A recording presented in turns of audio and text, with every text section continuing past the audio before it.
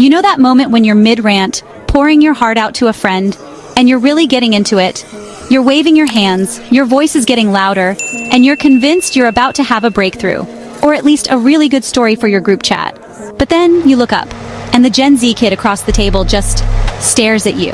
No reaction, no nod, no, oh my god, same. Just this. Yeah, that is the Gen Z stare. It's like they're looking straight through your soul, but also, somehow, not even listening, and apparently, it has got millennials absolutely shook, like, am I being judged or is this just your face? Levels of shook. The Gen Z stare is a viral meme now, where Gen Zers respond to drama, oversharing, or emotional outbursts with absolutely nothing. No gasp, no spill the tea, just wide eyes and zero expression. It's like their default setting is emotionally unavailable. Pure judgment. Or maybe just existential boredom. Or maybe they're just waiting for you to finish so they can get back to their phone. It's been all over TikTok lately, with Gen Zers showing off their best deadpan faces, and millennials reacting like they've just been ghosted in real life.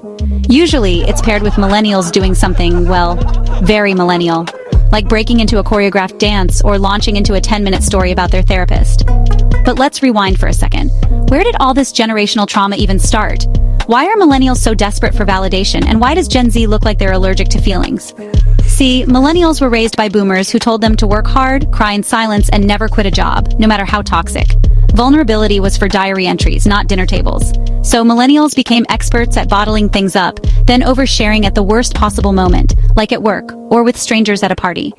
Now enter Gen Z, who grew up with mental health TikTok, work-life balance, and a million memes about setting boundaries. They know all about self-care, and they're not afraid to use the block button.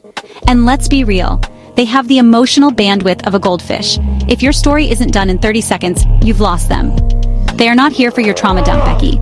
They're here for the vibes, not the emotional labor. So when you unload your anxiety spiral onto them, hoping for a same bestie, you get silence. Or worse, that stare. Like they're waiting for the punchline, or maybe just for you to stop talking. It's the kind of silence that makes you question your entire personality. Are you funny? Are you cringe? Are you just old? Some millennials are laughing it off, turning their awkwardness into content, and posting their trauma stories with captions like, "Me oversharing because I thought we were trauma bonding," or, "When you realize your therapist is Gen Z and just stares at you." Others feel a little called out, and maybe they should.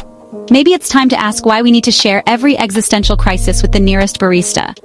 Gen Z isn't cold, they just have better boundaries.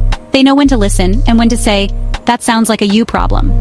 So maybe instead of spiraling into another overshare about your third therapist, or your boss who just doesn't get you, take the Gen Z route. Log off, touch grass, and remember that not every conversation needs to be a TED Talk about your childhood. And please, for the love of oat milk lattes, stop trauma dumping on your barista. They're just trying to get through their shift. But real talk, every generation has its quirks, its memes, and its coping mechanisms. We're all just trying to survive late-stage capitalism and make it to Friday. Boomers had rotary phones and just walk it off energy. Millennials had live, laugh, love wall art, avocado toast, and a crippling fear of phone calls. And Gen Z? They have got the stare that can kill a conversation in 3 seconds flat. It's their superpower, and honestly, it's kind of iconic. And honestly, iconic. Slay. Period. It is giving boundaries. It's giving I'm not your therapist. It's giving protect your peace.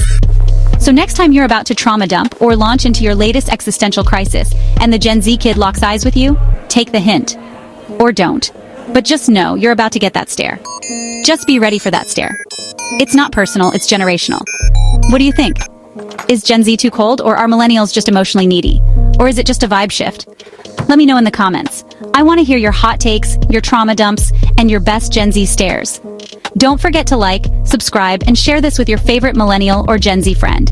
And turn on notifications so you don't miss more generational hot takes, internet chaos, and maybe a little bit of healing. See you next time. And remember, if you get the stare, you're probably oversharing.